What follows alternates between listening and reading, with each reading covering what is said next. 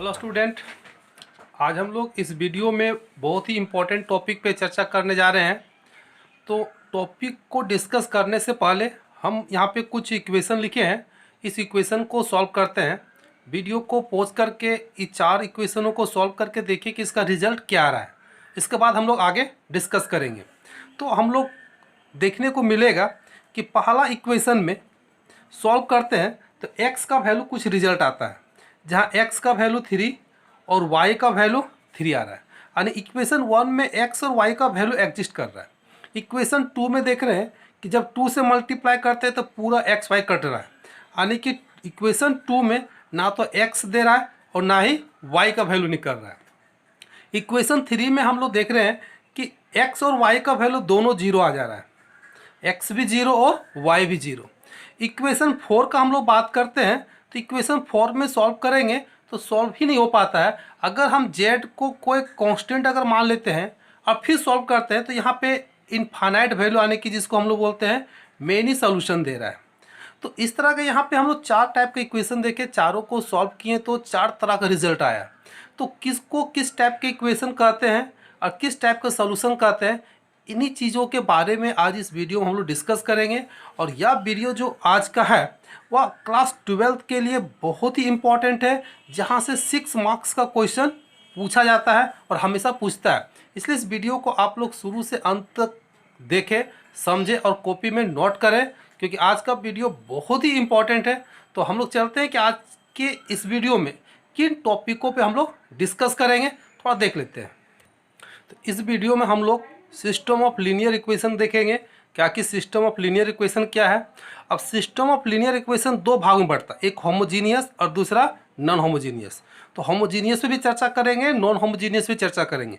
और होमोजीनियस और non homogeneous जो है वह कंसिस्टेंट होता है। तो कंसिस्टेंसी में भी 2 होता है, एक कंसिस्टेंट और दूसरा इनकंसिस्टेंट। तो कब कंसिस्टेंट होता है, कब इनकंसिस्टेंट होता है, इन सारे कंडीशनों को भी हम लोग यहाँ पे बारीकी से सीखेंगे। और 5वां जो है, जो हम लोग को फिक्स है कि यहाँ से ही 6 मार्क्स का क्वेश्चन पूछा जाता है, जो है solution of system of non homogeneous linear equation.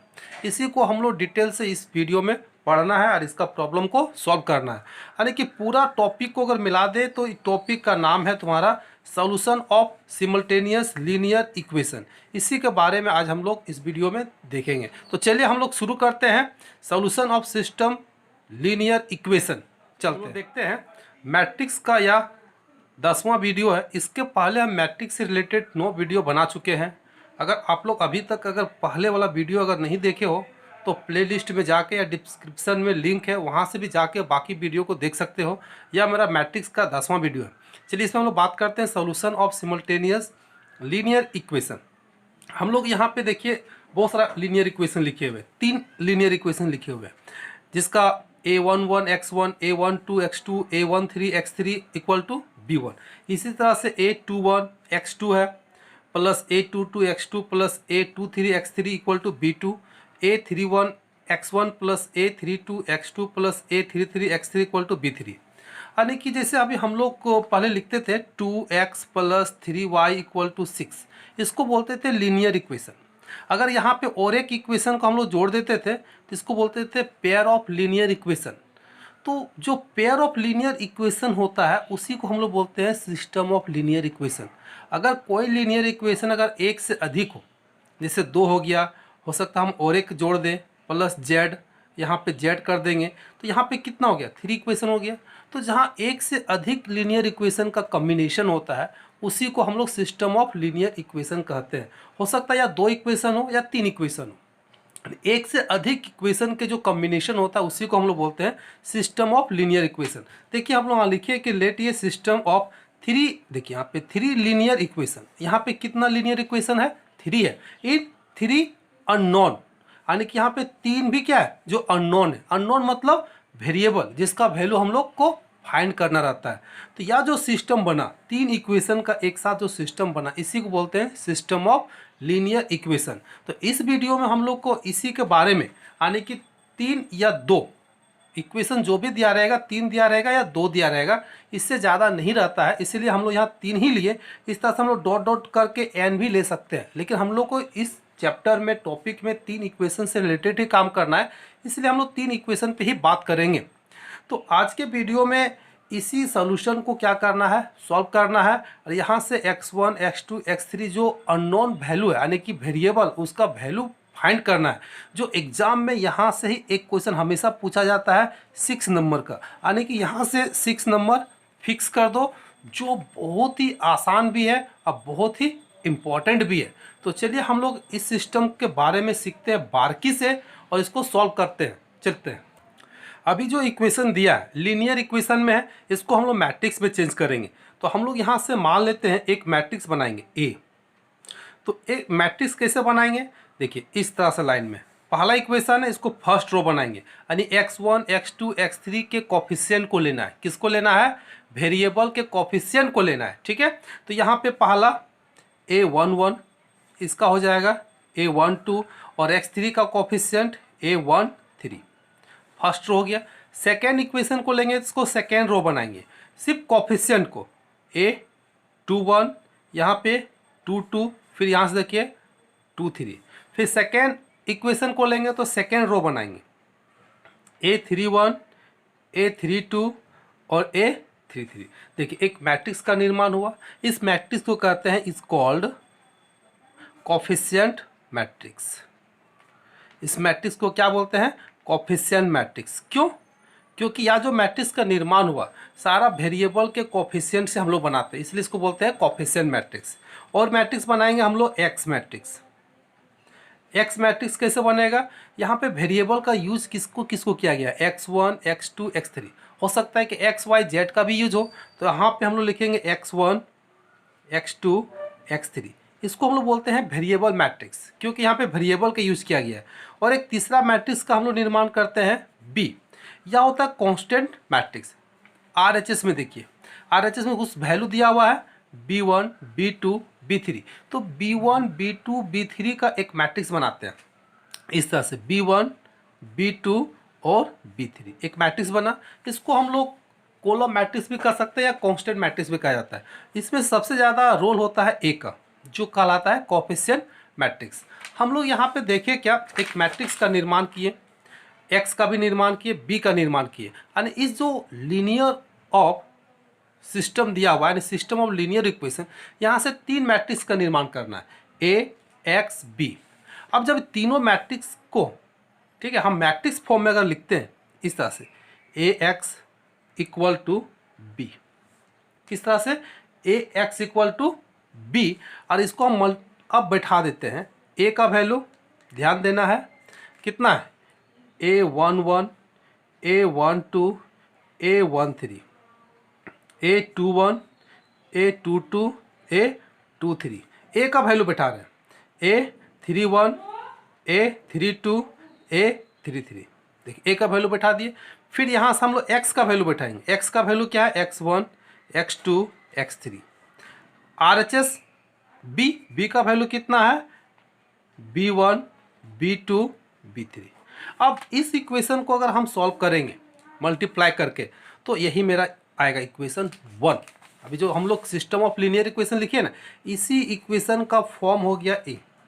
इसको हम लोग बोलते हैं मैट्रिक्स फॉर्म। किस फॉर्म में बोलते हैं, matrix form.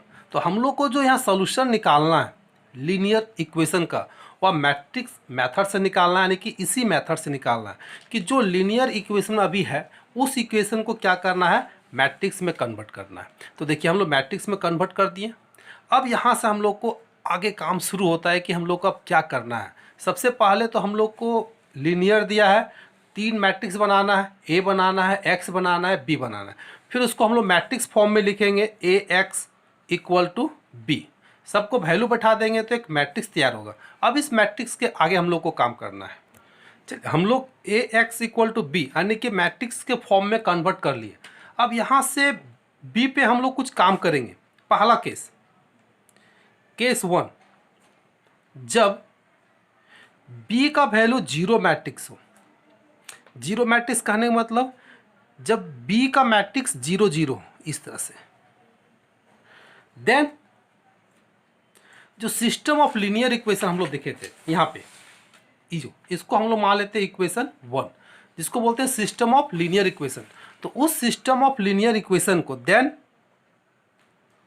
System of linear equation one is called homogeneous. क्या कहलाता है? होमोजीनियस। यानी होमोजीनियस का कंडीशन क्या याद रखना है? जब बी का वैल्यू क्या होगा? जीरो मैट्रिक्स हो जाएगा। ठीक है, वैसे कंडीशन में वैसे लीनियर इक्वेशन को हम लोग बोलते हैं होमोजीनियस। जैसे एग्जांपल के लिए 2x plus Y plus Z equal to 0, X minus Y plus Z equal to 0, 3x plus 2y minus Z equal to 0। अब यहाँ पे जब इसको मैट्रिक्स के फॉर्म में कन्वर्ट करेंगे तो b का मैट्रिक्स क्या होगा? 0 0 0, यानी कि जीरो मैट्रिक्स होगा। तो यह जो सिस्टम ऑफ लीनियर इक्वेशन हुआ इसको बोलेंगे कैसा? तो यह होमोजीनियस लीनियर इक्वेशन है। समझ में आ गया कि होमोजीनियस किसको बोलेंगे? जब RHS टोटल जीरो हो तो वैसे सिस्टम ऑफ लीनियर इक्वेशन को होमोजीनियस लीनियर इक्वेशन कहते हैं। क्लियर हो गया? केस 2, जब b का value not equal to zero, जब b का value not equal to zero हो, then system of linear equation one is called, क्या बोलेंगे इसको? Non homogeneous. Non homogeneous linear equation. ठीक है, समझ आ गया? जब b का value not equal to zero, याद कैसे रखना है? b not equal to zero. हम लोग एग्जाम्पल जैसे समझते हैं, 2x minus Y plus Z equal to 1, 3x plus Y प्लस 2 equal to 6, x plus Y plus Z equal to 0। यहाँ से जब हम लोग b का वैल्यू निकालेंगे तो b का वैल्यू क्या निकलेगा? 1 6 0। क्या जीरो मैट्रिक्स है? नहीं है। तो यह सिस्टम क्या कहलाएगा? Non homogeneous. या क्या कहलाएगा? Non homogeneous. तो समझ में आ गया? तो हम लोग को क्लास 12 में जो पढ़ना है वह नॉन होमोजीनियस ही पढ़ना है, और यहीं से 6 मार्क्स का क्वेश्चन पूछा जाता है। और इसी टाइप के इक्वेशन को हम लोग को सॉल्व करना है। सॉल्व करके एक्स वाई जेड का वैल्यू निकालना है। सिंपल मेथड में नहीं, मैट्रिक्स मेथड से सॉल्व करना है और एक्स वाई जेड का वैल्यू निकालना है। कैसे निकलेगा, किस तरह से निकलेगा, इसके बारे हम लोग और आगे देखते हैं। चल वीडियो का आप लोग चलिए हम लोग शुरू करते हैं। Non homogeneous system of linear equation. तो non homogeneous system of linear equation में भी 2-3 तरह का सॉल्यूशन आता है। अभी हम लोग फर्स्ट में ही एग्जांपल में देखे थे, किसी से एक्स वाई का वैल्यू निकल रहा था, किसी में एक्स वाई का वैल्यू नहीं निकल रहा था। तो कब एक्स वाई का वैल्यू एग्जिस्ट करता है, कब एक्स वाई का वैल्यू एग्जिस्ट नहीं करता है, और जिसमें एक्स वाई एग्जिस्ट करता है तो उसको किस टाइप का सॉल्यूशन कहते हैं, और जिसमें एक्स वाई एग्जिस्ट नहीं करता है उसको किस टाइप का हम लोग इक्वेशन कहते हैं। उसी के बारे में आज हम लोग यहाँ पे चर्चा करेंगे।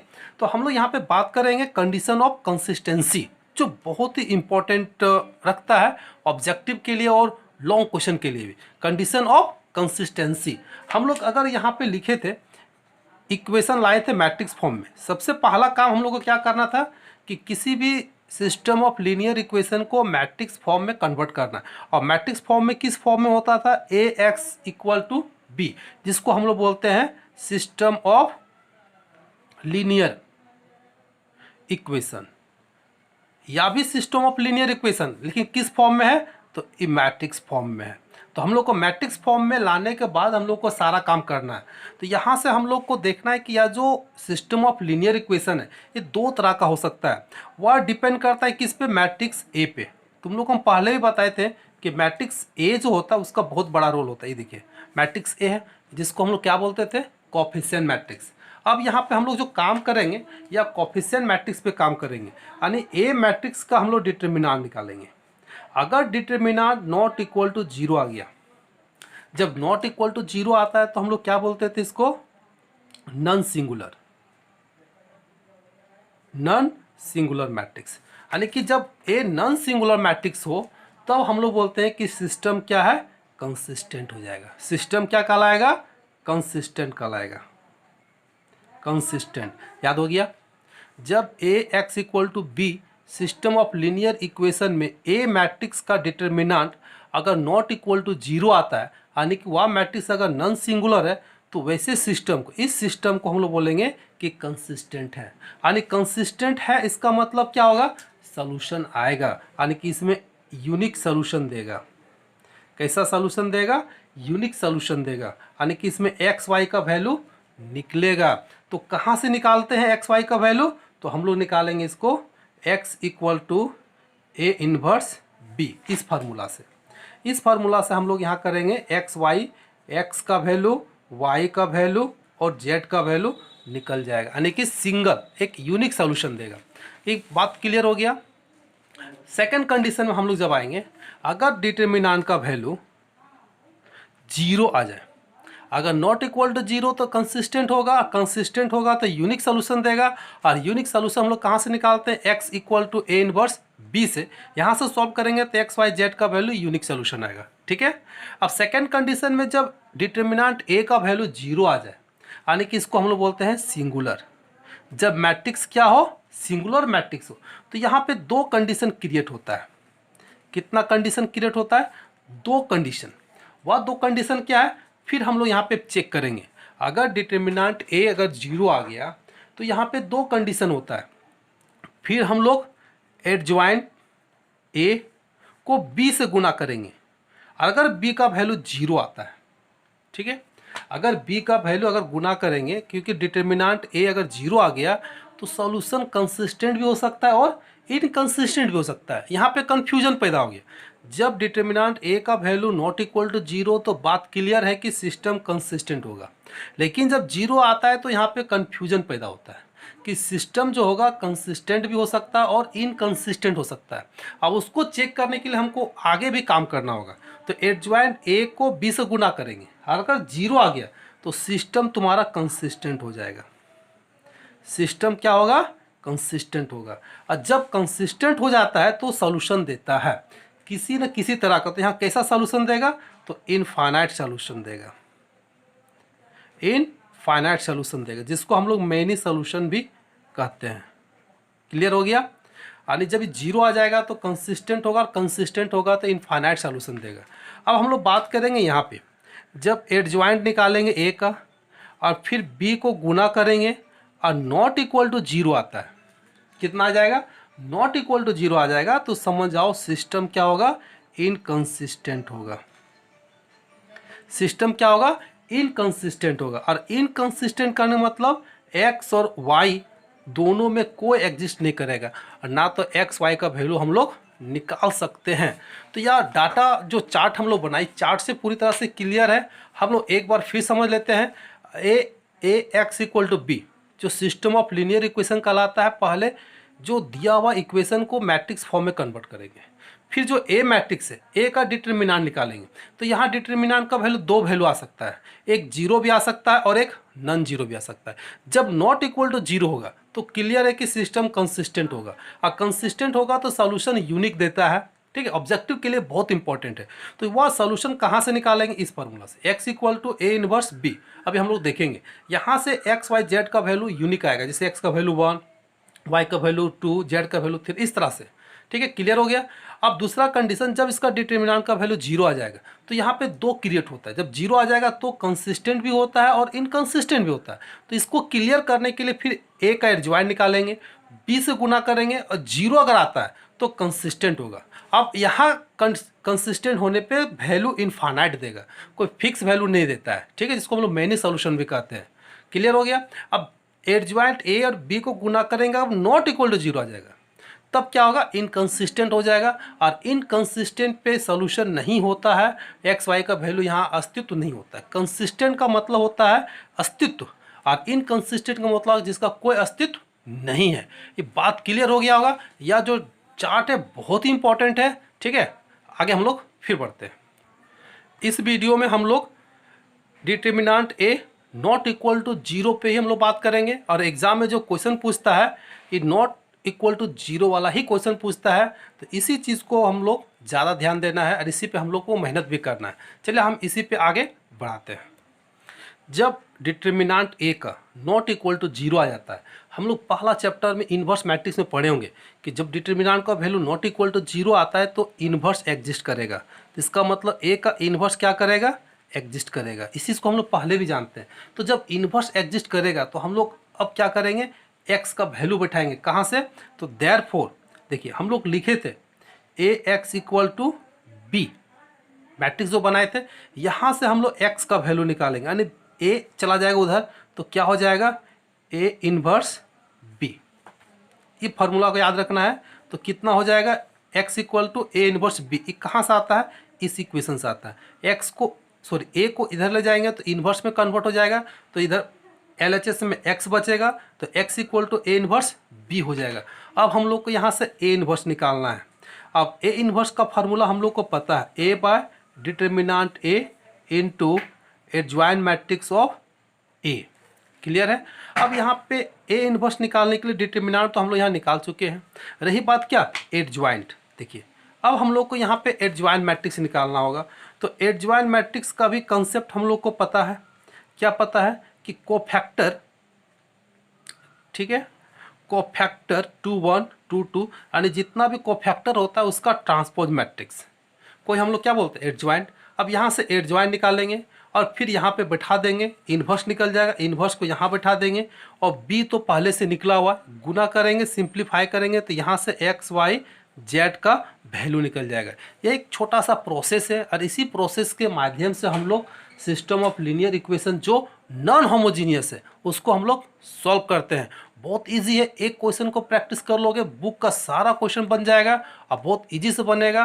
बस बनाने के समय इसको थोड़ा सा ध्यान रखना है, आपको 6 नंबर यूं ही मिल जाएगा। ठीक है। नॉन होमोजीनियस का क्वेश्चन लिए हैं, कहता है क्या, solve the system of linear equation by matrix method. देखिए यहाँ पे लिखा हुआ है मैट्रिक्स मेथड। सिस्टम देखिए दिया हुआ है 2x minus 3y plus 5z equal to 11, 3x plus 2y minus 4z equal to -5, x plus y minus 2z equal to -3।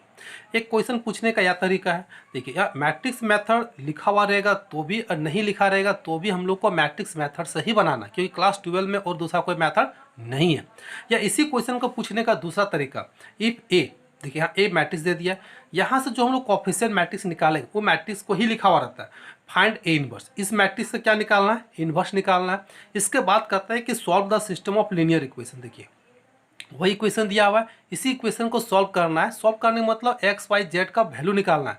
हम लोग इसको सॉल्व भी करेंगे, सॉल्व करके चेक भी करेंगे कि इसको क्या मेरा आंसर सही है या गलत है। ठीक है, इस टाइप का क्वेश्चन ही देता है। इस चैप्टर में सारा क्वेश्चन एकदम सेम है, एक को प्रैक्टिस कर लो बाकी सारा क्वेश्चन बन जाएगा। तो हम लोग चलते हैं, इसको सॉल्व कैसे करते हैं स्टेप बाय स्टेप हम लोग समझते हैं। चलिए यह देखिए हम लोग given system of the linear equation, जो इक्वेशन दिया है उसको हम लोग लिख लिए। अब यहाँ से हम लोग क्या करेंगे, मैट्रिक्स ए, एक्स और बी बनाएंगे। चलिए सबसे पहले मैट्रिक्स ए बनाते हैं। ठीक है, मैट्रिक्स ए मतलब फर्स्ट रो का एक्स वाई जेड का जो कोफिशिएंट होता है उसी को लिखेंगे। यहाँ पे देखिए 2, एक्स का कोफिशिएंट कितना है 2, यहाँ पे देखिए वाई का कोफिशिएंट कितना है -3 तो -3 लिखेंगे। जेड का कोफिशिएंट कितना है 5 तो यहाँ पे 5 लिखेंगे। अब सेकेंड रो में आएंगे, कोफिशिएंट को ही यहाँ पे लिखना है। सेकेंड रो में देखिए 3, वाई का कोफिशिएंट 2, जेड का कोफिशिएंट -4। फिर थर्ड रो में आएंगे, एक्स का कोफिशिएंट 1, वाई का कोफिशिएंट 1 और जेड का कोफिशिएंट -2। देखिए मैट्रिक्स बना। यही मैट्रिक्स देखिए ऊपर में दिया हुआ है 3 2 -3 5 3 2 -4 1 1 -2। देखिए आ गया। यानी कि क्या करता है वो मैट्रिक्स को दे देता है, नहीं भी देगा तो हम लोग को यहाँ से मैट्रिक्स निकाल लेना है। अब एक्स निकालेंगे, मैट्रिक्स एक्स मतलब वेरिएबल। यहाँ पे वेरिएबल किसका यूज किया गया, एक्स वाई जेड। यहाँ तो एक्स लेना है, वाई लेना है, जेड लेना है। देखिए एक्स भी निकल गया। इसके बाद हम लोग बी निकालेंगे। बी मतलब जो RHS का वैल्यू होता है, क्योंकि नॉन होमोजीनियस में RHS नॉट इक्वल टू 0 होता है। देखिए 11 -5 और -3। तो देखिए ए निकल गया, बी निकल गया और ए निकल गया, बी निकल गया, एक्स निकल गया। अब सिस्टम ऑफ लीनियर इक्वेशन 1 को अगर हम लोग मैट्रिक्स फॉर्म में लिखेंगे तो मैट्रिक्स फॉर्म में कैसे होता है, ए एक्स इक्वल टू बी। यह भी सिस्टम ऑफ लीनियर इक्वेशन है, किस फॉर्म में, मैट्रिक्स फॉर्म में। ज़्यादा कुछ नहीं लिखना है, बस ए एक्स इक्वल टू बी लिख दिए, मेरा काम हो गया। अब क्या करना, हम लोग को चेक करना है ए का डिटर्मिनेंट कि 0 आ रहा है या 0 नहीं आ रहा है, इस पे हम लोग फोकस करेंगे। तो 2 -3 5 3 2 -4 1 1 -2। चलिए इसका डिटर्मिनेंट वैल्यू निकालते हैं। तो इसका डिटर्मिनेंट वैल्यू निकालेंगे 2, इधर से गुना करेंगे तो -4 यहाँ से हो जाएगा +4, -3 है यहाँ पे माइनस होता है तो यहाँ पे प्लस हो जाएगा। चलिए इधर से गुना करेंगे -6 और इधर से गुना करेंगे माइनस माइनस प्लस यानी कि 4, फिर +5, इधर से 3 और -2। इसको सॉल्व कर लेते हैं तो 0 हो जाएगा, यहाँ से 2 बचेगा यानी कि -6 बचेगा, यहाँ से 1 बचेगा यानी कि 5 बचेगा। फाइनली कितना आया -1 जो नॉट इक्वल टू 0 है। तो जब डिटर्मिनेंट ए का वैल्यू नॉट इक्वल टू 0 आ गया तो समझ जाना है कि सिस्टम क्या होगा, कंसिस्टेंट होगा। कभी कभी क्वेश्चन में पूछता है कि सिस्टम कंसिस्टेंट है या इनकंसिस्टेंट है। जब पूछेगा तो यहाँ लिख देना है कि this implies system 1 is consistent, लिख देना है। नहीं भी पूछता है तो नहीं भी लिखोगे तो चलेगा। तो सिस्टम क्या हो गया, कंसिस्टेंट हो गया, यानी कि हम इस इक्वेशन को आप सॉल्व करके आंसर ला सकते हैं। ठीक है, तो दिस इम्प्लाइज जब डिटर्मिनेंट नॉट इक्वल टू 0 हो गया मतलब इन्वर्स क्या करेगा, यहाँ पे एग्जिस्ट करेगा। अब जैसे ए इन्वर्स एग्जिस्ट करेगा तो देयरफॉर हम लोग फार्मूला का यूज करेंगे x equal to A inverse into B, यही फार्मूला होता है। अब यहाँ पे आ गया ए इनवर्स, तो चलिए हम लोग ए इनवर्स का वैल्यू पहले निकालना होगा। अब इसके लिए बी तो दिया हुआ है, बी के लिए कुछ नहीं करना, करना क्या है ए इनवर्स। अब ए इनवर्स के लिए हम लोग फिर फार्मूला लिखेंगे determinant A into adjoint matrix of A. अब हम लोग को क्या करना है, एडजॉइंट मैट्रिक्स। अब यहाँ पे फिर आ जाएंगे कि एडजॉइंट मैट्रिक्स निकालना है। तो एडजॉइंट मैट्रिक्स निकालने के लिए क्या करेंगे, मैट्रिक्स ए के प्रत्येक एलिमेंट का क्या निकालेंगे, कोफैक्टर निकालेंगे इस तरह से, और उस कोफैक्टर क्या करेंगे, ट्रांसपोज मैट्रिक्स निकालेंगे।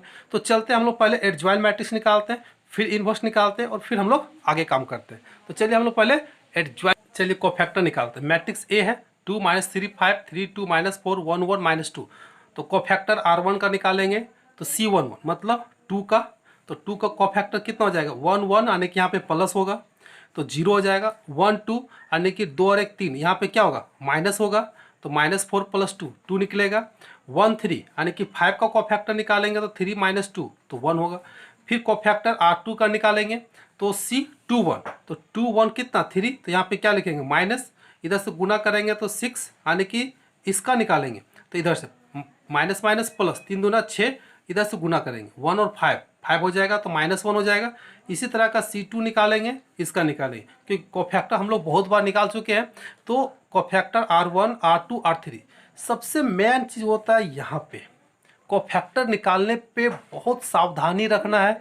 अगर कोफैक्टर में कहीं पर भी अगर प्लस माइनस में अगर गलत हो गया तो मेरा XYZ का वैल्यू नहीं निकलेगा, निकलेगा तो वह गलत रिजल्ट आ जाएगा। इसीलिए कोफैक्टर सबसे इंपॉर्टेंट होता है, इसी चीज़ पे हम लोग को बारीकी से ध्यान देना है, यानी कि कोफैक्टर निकालने में। तो कोफैक्टर निकल गया सबका, तो एडजॉइंट मैट्रिक्स का फार्मूला होता है कोफैक्टरों का ट्रांसपोज। देखिए सबका वैल्यू बैठा दिए। अब जब सबका वैल्यू बैठा दिए तो यहाँ से ट्रांसपोज मैट्रिक्स निकलेगा, तो सबका कितना हो जाएगा, रो वाला को कॉलम में चेंज कर देंगे 0 2 1 -1 -9 -5 2 23 और इधर से 13। देखिए एडजॉइंट मैट्रिक्स निकल गया। अब एडजॉइंट मैट्रिक्स निकल गया तो हम लोग को पता है कि ए इनवर्स मैट्रिक्स भी निकल जाएगा क्योंकि 1 bye determinant A into adjoint matrix A होता है। तो डिटर्मिनेंट का वैल्यू तो माइनस है, एडजॉइंट मैट्रिक्स अभी हम लोग निकाल रहे हैं 0 -1 2 2 -9 2 3 1 -5 3, माइनस से मल्टीप्लाई कर देंगे तो ए इनवर्स निकल जाएगा कितना, तो 0 प्लस हो जाएगा -2 ये प्लस हो जाएगा -23, ये -1 हो जाएगा +5 हो जाएगा -13। तो देखिए ए इनवर्स निकल गया। अब जब ए इनवर्स निकल गया तो हम लोग के पास फार्मूला है क्या, x इक्वल टू, इसको याद रखना है x equal to A inverse b, यही था ना। तो अब इसी में क्या करना है, हम लोग को बैठा देना है। चलिए बैठा देते हैं x equal to A inverse. देखिए ए इनवर्स का वैल्यू हम लोग के पास आ गया 0 1 -2 -2 9 -23 -1 5 -13। b का वैल्यू हम लोग के पास है, चलिए b का वैल्यू बैठाते हैं। चलिए b का वैल्यू है 11 -5 -3 बैठा दिए। अब हम लोग क्या करते हैं, इसको सॉल्व करना है, यानी कि मल्टीप्लाई करना है। तो चलिए हम लोग मल्टीप्लाई करते हैं। तो 0 को 11 से मल्टीप्लाई करेंगे तो 0 हो जाएगा। फिर 1 को -5 से मल्टीप्लाई करेंगे तो -5 होगा। -2 को -3 से मल्टीप्लाई करेंगे तो +6 होगा, क्योंकि इधर तो एक ही है। तो एक बार मल्टीप्लाई करेंगे, सेकेंड रो को लेंगे, फर्स्ट कॉलम को लेंगे। 2 को मल्टीप्लाई करेंगे 11 से तो कितना हो जाएगा, -22 होगा। फिर 9 को 5 से करेंगे तो प्लस माइनस माइनस 9 पचे 45। और फिर 23 को -3 से करेंगे तो माइनस माइनस प्लस, तो 3 3 9 और 3 दूना 6। क्लियर है। फिर -1 को 11 से करेंगे तो -11 आएगा। 5 को करेंगे तो -5 पचे 25। 13 को करेंगे तो माइनस माइनस प्लस 13 3 39। इसको सॉल्व करते हैं। तो सॉल्व करने से हम लोग को क्या मिलेगा, 6 -5 1, इसको करेंगे तो 2, इधर से 5 6 1 यानी कि 36, यानी कि यहाँ पे क्या बचेगा 3। तो अब हम लोग को देखिए x का क्या होता है, मैट्रिक्स बदल x y z। अब यहाँ से देखिए एक मैट्रिक्स बना 1 2 3 बन गया। अब देखिए दोनों कैसा मैट्रिक्स है, इक्वल मैट्रिक्स है। तो जब इक्वल मैट्रिक्स है तो करस्पॉन्डिंग एलिमेंट क्या होता है, बराबर होता है। अब यहाँ से x का वैल्यू क्या होगा 1, y का वैल्यू क्या होगा 2, z का वैल्यू क्या होगा 3। ये हो गया आंसर ना। तो यहाँ से हम लोग का एक्स वाई जेड का वैल्यू आ गया। लेकिन इतना लंबा चौड़ा काम करने से कहीं ना कहीं गलती हो ही जाता है। तो हम लोग एक बार आंसर को चेक कर लेंगे, क्या मेरा आंसर सही है या गलत है। किसी एक को बैठा देंगे, जैसे मेरा इक्वेशन है 2x - 3y + 5z = 11। पहला इक्वेशन बैठा कर चेक कर लेते हैं। x का वैल्यू बैठाओ 2 × 1 - 3 × 2 + 5 × 3 = 11। तो 2 यहाँ पे 2 है तो 6 और 5 दिए 15 = 11। तो 15 और 2 17, 17 में 6 गया तो क्या बचा 11 बराबर 11। यानी कि मोटा मोटा मेरा आंसर सही है। तो इसको रफ में इसका काम करना है, रफ में एक बार चेक कर लोगे मेरा आंसर सही है या गलत। अगर गलत है तो थोड़ा सा खोज लोगे, ठीक है। खोजना भी थोड़ा मुश्किल है, इसलिए बारीकी से बनाओगे, बनाते समय ध्यान रखोगे तो तुम्हारा आंसर सही आ जाएगा। जो बहुत ही आसान है, यहाँ से 6 नंबर फिक्स है, हर एक साल पूछता है और इस साल भी पूछने ही वाला है। इसलिए इसको प्रैक्टिस कर लो। एक्सरसाइज में बहुत सारा क्वेश्चन दिया हुआ है, उसको बना लोगे तो हम बुक का क्वेश्चन दिखाते हैं, सारा क्वेश्चन एक जैसा है, तुम लोग बनाने की कोशिश करोगे। देखिए आर डी शर्मा का बुक है, देखिए इसमें बहुत सारा क्वेश्चन दिया है। Solve the following system of the equation by matrix method. देखिए 2 इक्वेशन दिया है, 3 इक्वेशन दिया है। इस तरह से बहुत सारा क्वेश्चन है, जितना बुक पलटोगे उतना क्वेश्चन मिलेगा, है ना। यहाँ पर भी देखो लंबा सा है, बहुत सारा क्वेश्चन देखो, अक्सर हर एक साल पूछा हुआ है। तो इस तरह का बहुत सारा क्वेश्चन है जो तुम प्रैक्टिस कर सकते हो, बना सकते हो, ठीक है। और जो एग्जाम में पूछा जाता है, हर एक साल पूछता है। फिर देखिए यहाँ पे बहुत सारा क्वेश्चन है, ठीक है। पूछने का तरीका अलग है। इसके बाद हम एक वीडियो देखेंगे जिसमें मैट्रिक्स का एप्लीकेशन आने की वर्ड प्रॉब्लम वाला। तो आज इतना ही रहने दीजिए, इसके बाद हम लोग फिर मिलते हैं नेक्स्ट वीडियो के साथ। अगर आपको वीडियो अगर अच्छा लगा हो तो कमेंट और लाइक ज़रूर करें, और अगर अभी तक सब्सक्राइब नहीं किए हो तो प्लीज़ सब्सक्राइब करें, ठीक है। धन्यवाद।